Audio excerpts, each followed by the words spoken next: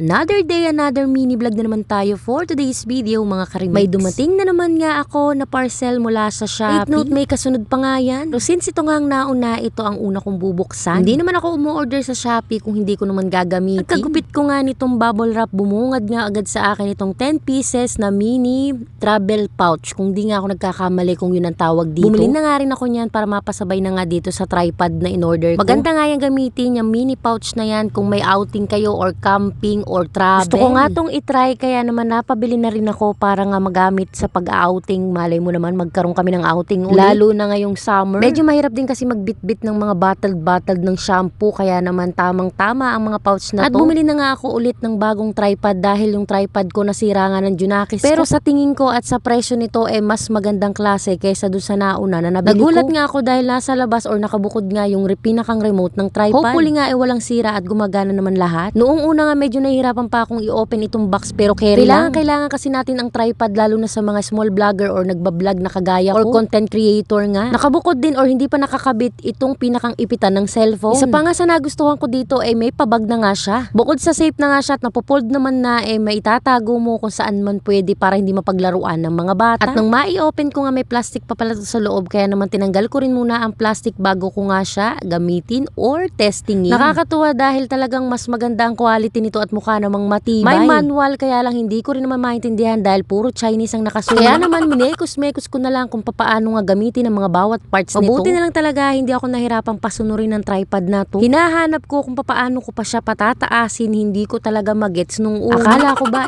easy at okay lang na mekos-mekos. Medyo nabano nga ako doon, hinahanap ko yun pala ang lock sa may pinakang paa. I-unlock mo lang yon at tataas na nga siya. Then lock mo ulit para syempre hindi siya matumba. Same procedure pag paliliitin or ipopold mo nga siya. That time nga kinakabit ko na yung pinakang cellphone holder dun sa pinakang gitna. May butas at papasukan naman din na tornilyo kaya naman madali lang iikot mo lang hanggang sa maging matibay na. Ang hirap ng bano. Char. Hindi ko na videohan mga karimix nung itinry ko nga at inilagay ko ang cellphone ko dahil dito. Iisa nga ang cellphone na gamit ko. Pero all in all ay naging okay naman at eto na nga siya mga karimix. Sulit kahit medyo pricey caring naman. Maya-maya din ay dumating na rin ang second parcel ko. Magkaibang courier kaya naman nauna ang tripod kaysa dito sa pangalawang parcel kaya ko. Naman hindi na ako nagpatumpik-tumpik pa eto nga at i-open ko na. Umorder bumili na nga ako nitong aming aqua shoes. Dahil sigurado naman for sure na makakapag-outing pa kami sa mga susunod na araw dahil sa sobrang init. Noon ko pa din gustong bumili nito dahil nga pag nagsiswimming sa dagat okay na okay sa paa. Tama din to sa pool dahil hindi nga siya madulas. Tag-isa na nga kaming tatlo nila Habibi para naman pare-parehas kami yung meron. Sa Junakis ko medyo inadjustan ko talaga ng size para nga hindi naman sobrang liit, hindi rin sobrang laki para may allowance. At tamang-tama lang sa kanya mas okay na yung maluwag kaysa sa masikip na hindi mo naman masusuot. At yun lang muna for today's video mga karimix. Maraming salamat sa patuloy na panonood.